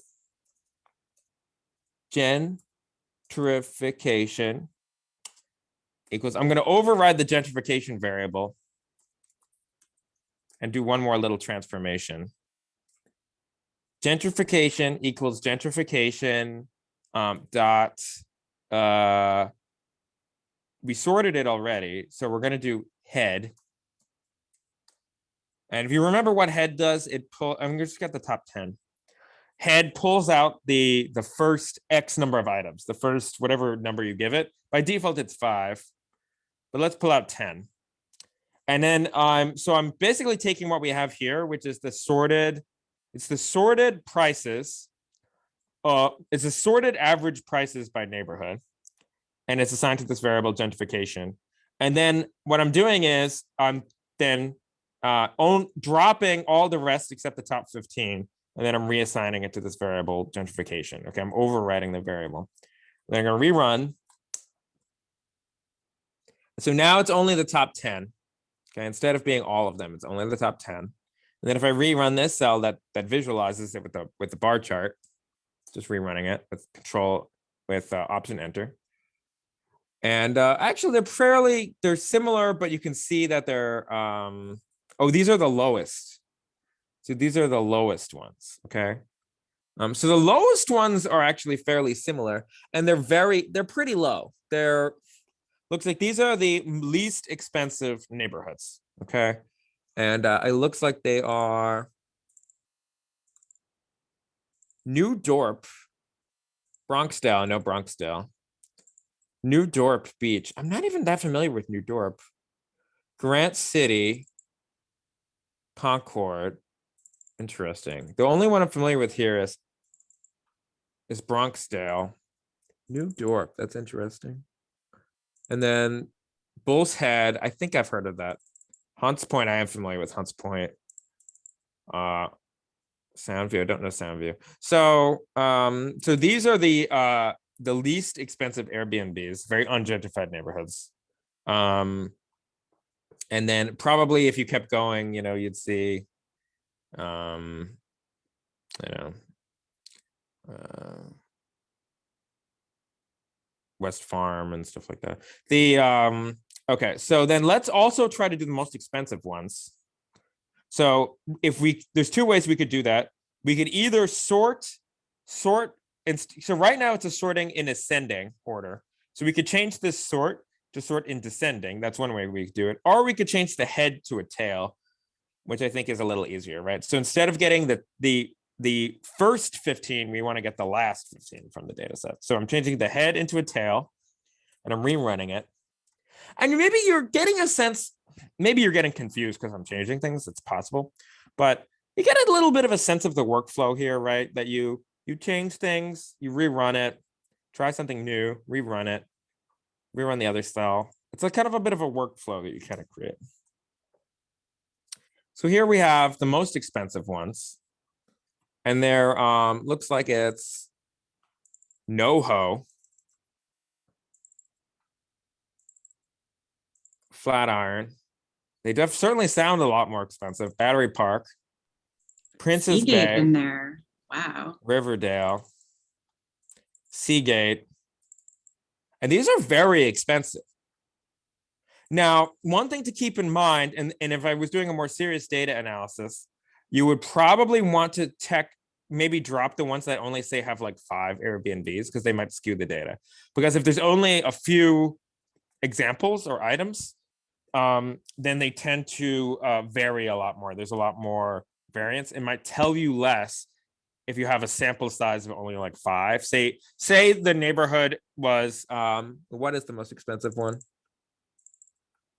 Fort Wadsworth in Staten Island. Fort Wadsworth, yeah. Say Fort Wadsworth. I think that one probably only has like 2 Airbnbs, right? So it might not even be that it probably is an expensive neighborhood, but it might not be as expensive as it seems. It might just be there's a certain variance that you get. And if you only have a small number, then that variance might skew, especially if you're looking at a large number of neighborhoods, it might skew. And then so if you don't have a large number of data points, and scientists really care a lot about this, they talk about p-values and stuff like that, but like you have to account for randomness and variance and stuff like that. So if you only have a very small number of data points in a neighborhood, you don't want to put that information in the bank. You know what I mean? If there's only one person with an Airbnb, they just might be charging a lot, you know? Whereas if you have 200 data points, then you can actually kind of extract some kind of information from that, or like try to like, at least it gives you an idea that points in that direction, right? You might need to find more information, but it actually might tell you something more, right? Something to keep in mind. Can I have a quick question, actually. Absolutely. So I noticed in the Jupyter environment, like every time we change something and rerun it, like the number changes in like the beginning of the cell. Oh, is yeah. it saving all those changes somewhere, or is it just Not to my knowledge. What Okay. it's telling you, it's kind of in its own lazy way trying to be more deterministic, because what it's telling you is that this notebook wasn't run in order. Do you know what I mean? Yeah. That we ran it out of order. And then in theory, you might be able to like piece it back together based on these numbers, but in practice, you can't really. But that's what it's trying to tell us. This is actually, I would say, one of the biggest disadvantages of the notebook environment. And I would say for this kind of analysis, the notebook environment is ideal, especially if you're making these charts and stuff, because it does the charts really well. But if you're trying to create a reproducible analyses, or if you're trying to create tools for other people that other people can run and like say create a chart or something like that, or you're trying to do something really hard and tricky where you have to, maybe you're writing functions for yourself, you're trying to maybe even write your own library. I will often, for one data analysis, write my own little library, you know, like import pandas at the top. I'll like write like import Reddit analysis or import Reddit clean or something like that. I'll write my own other like library that will run. And I would say that if you get to that level where you're doing kind of heavy duty stuff, you might want to use a text file. Use VS Code or something similar and write out the Python code one line after another, and then just keep running it over and over again. Because the problem is this, if you run things out of order, things can get really confusing really fast. And and there's a few other disadvantages. So it's also really good to not just to learn Jupyter Notebooks, but also to learn how to write Python in a text file. So if you get really into this area, that's a recommendation I'm going to give you, to learn both. And then I use the Jupyter Notebooks for, I also don't really like Jupyter Notebooks because they're not quite as accessible as they could be. And I'm actually working with some people at Jupyter, maybe in an effort to make them a little more accessible. But we'll see how that goes. But that's another reason maybe that they're not quite as accessible for people with disabilities. Yeah, so try different environments, and the Jupyter Notebook is great for the last mile, the last part of the data analysis, all right, so a few other things that might be fun or interesting is to play around with the textual parts of the data. So we did a lot of stuff with price, we did some stuff with the neighborhood, created a little chart. We could also do the same thing for Sunnyside. Actually, we could do Sunnyside dot price dot plot kind equals bar. Since we have the Sunnyside data set, I screwed that up.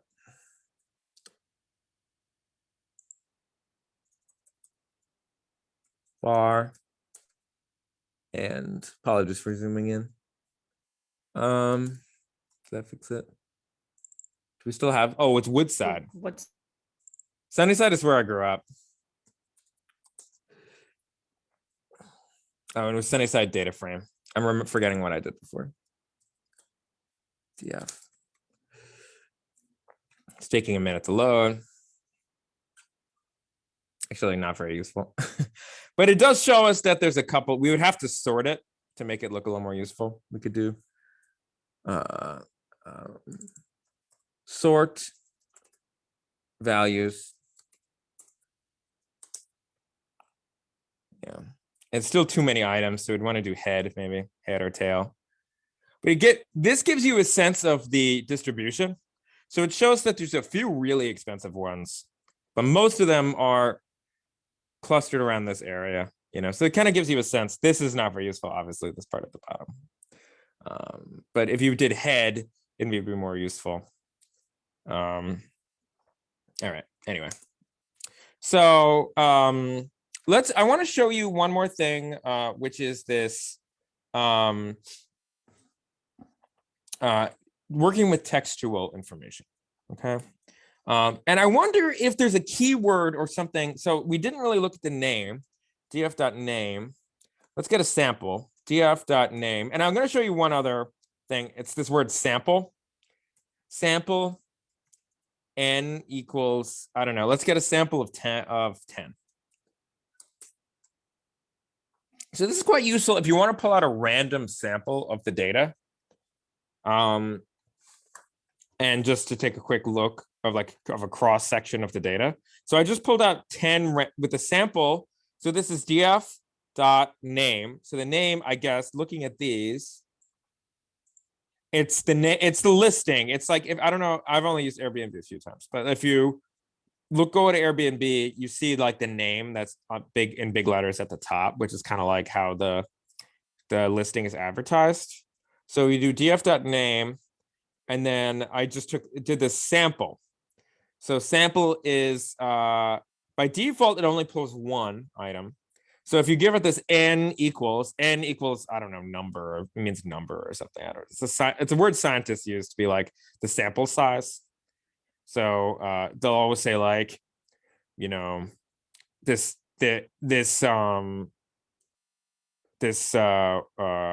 experiment had a sample size of 200, or they'll say, and for short, they'll say n equals 200. So you could do n equals 200 and then, or n equals 10. And let's just have a look, see if anything jumps out at me. Bright and beautiful studio. So the word beautiful is kind of an interesting valence. So I kind of would be interested in making a data set of all the items that have the word beautiful in it.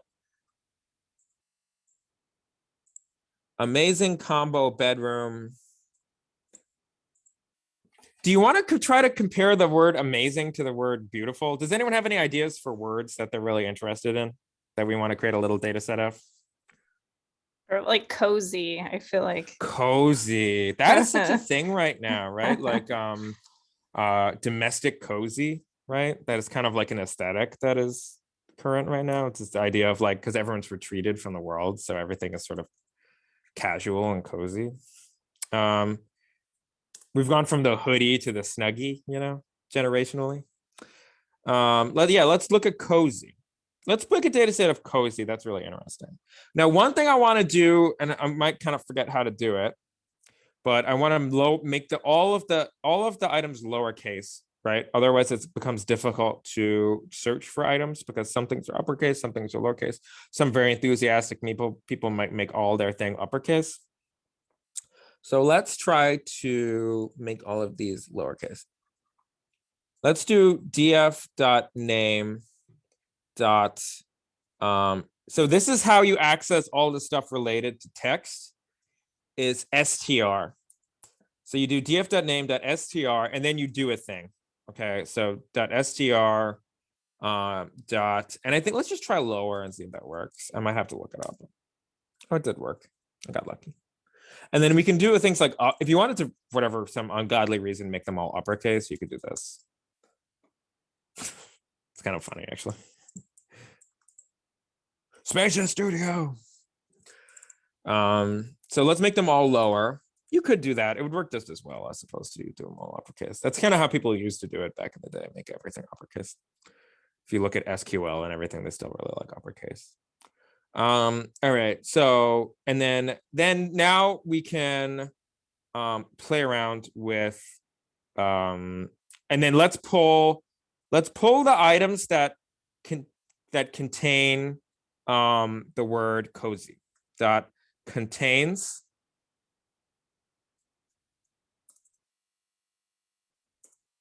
Contains cozy. Make sure you use lowercase, no uppercase. Okay, because we've made everything lowercase, so we'll only match if it's lowercase now. Oh, do I have to do .str.cozy? I don't know. I might have to do this another way.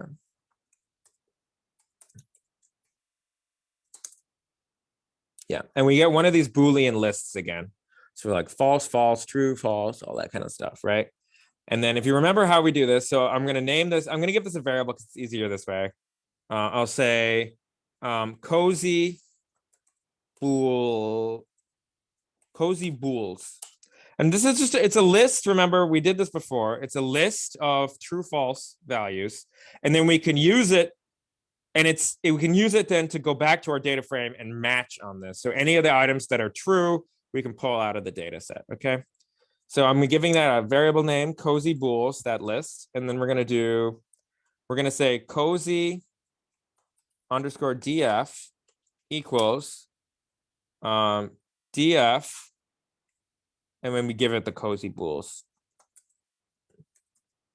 Okay, I know that's a little complicated, but did I mess it up? df cozy bools, cozy underscore df. Let me just check the error to see what I did wrong. Scroll. Oh, okay. So I have to change one thing. I probably won't be able to explain this, why this has to work, but I'll try. This is an annoying thing, but if I put equals true here, it'll work. And I'll tell you why that works, but you know, I don't know how much it'll. And then let's look at it. I will explain why that works, but. So now we have a data set that only has cozy items. Actually, it's a lot. How many is it? I just really need to know. So I'm gonna look really fast. Len. So we can do that len just to see how long it is. Oh, wow. So actually fully 5,000 of the items are cozy, which is kind of crazy to me. That's actually really interesting. So cozy df. And let me explain why this stupid thing, I had to change this. So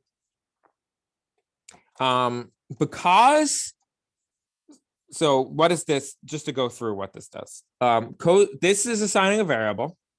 So we're whatever happens over here, we're going to assign it to this variable cozy bools. Then we have our data frame that we've been using this whole time, the full data set.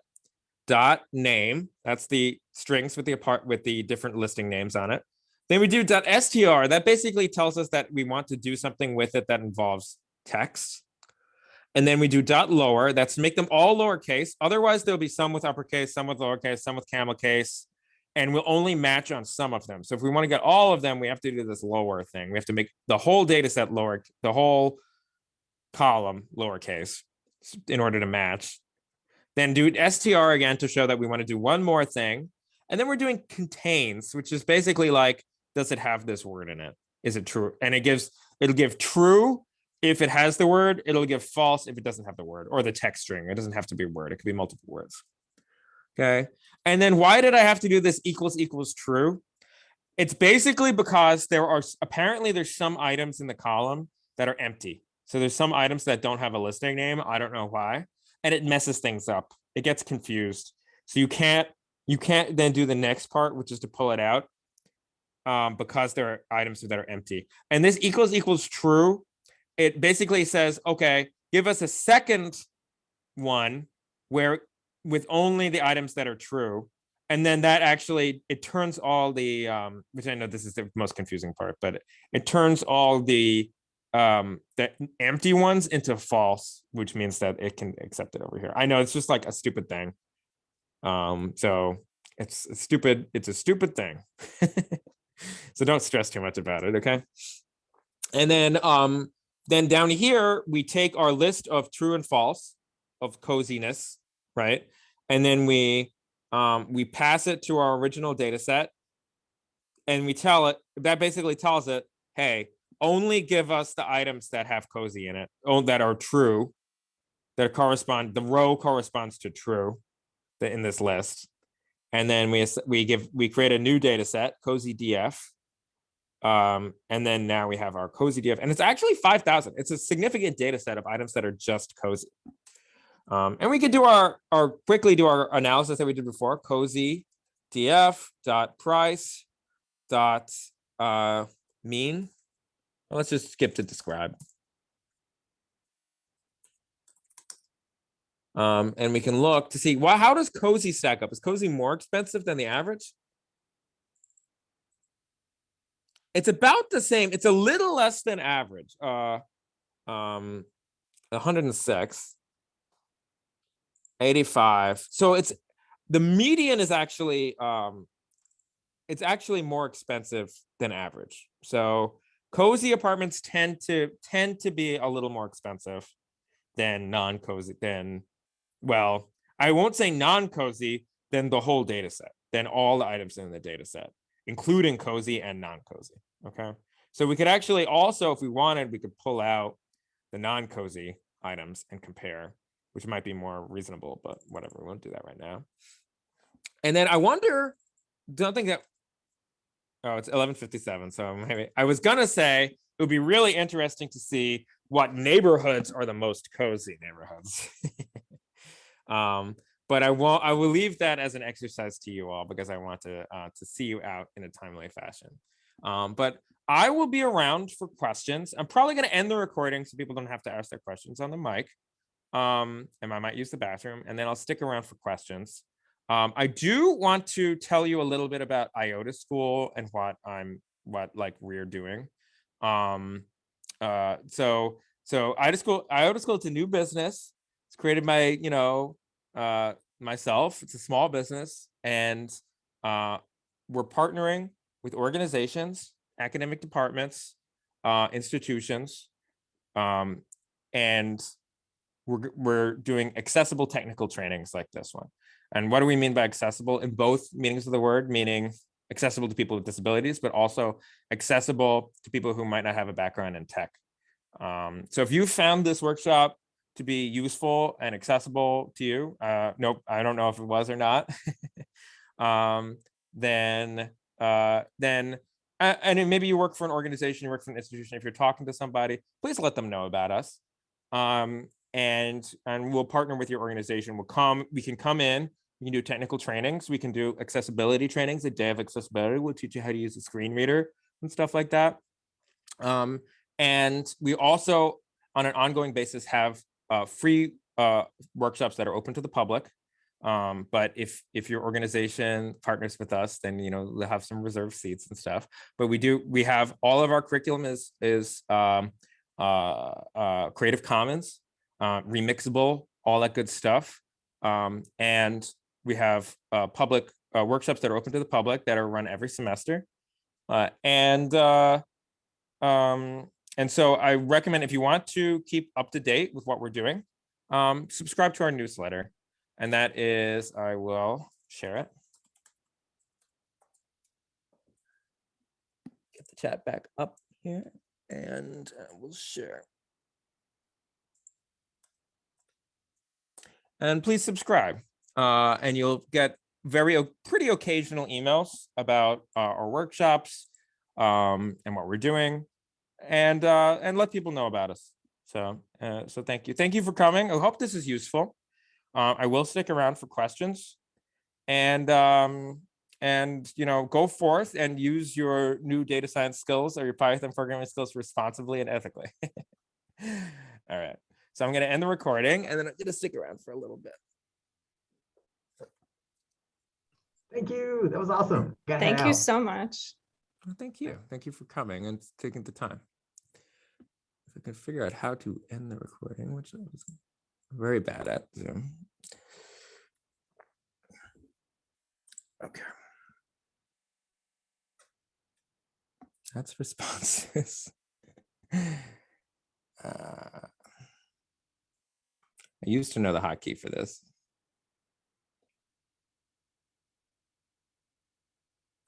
Oh, it's a button on the top.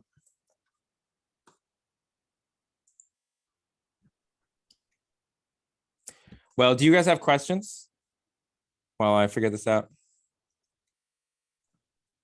Not really. I just copied the code you just wrote, and I just kept changing cozy and all the instances to like beautiful and amazing. And there's actually way more listings for cozy.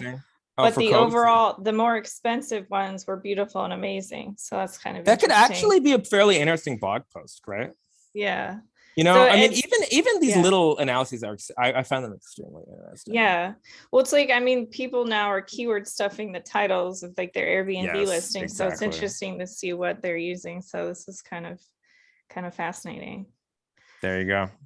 So thank you so much. I couldn't figure out how to turn off the recording because I'm that bad at Zoom, but Zoom sucks. So I guess it's okay. Well, I think it might be the problem might be between the chair and the screen, but but thank you for coming, and thank you so much. enjoy any other workshops that are going on. Yeah, definitely. Thank you so much. I'll catch up with you soon. All right, bye.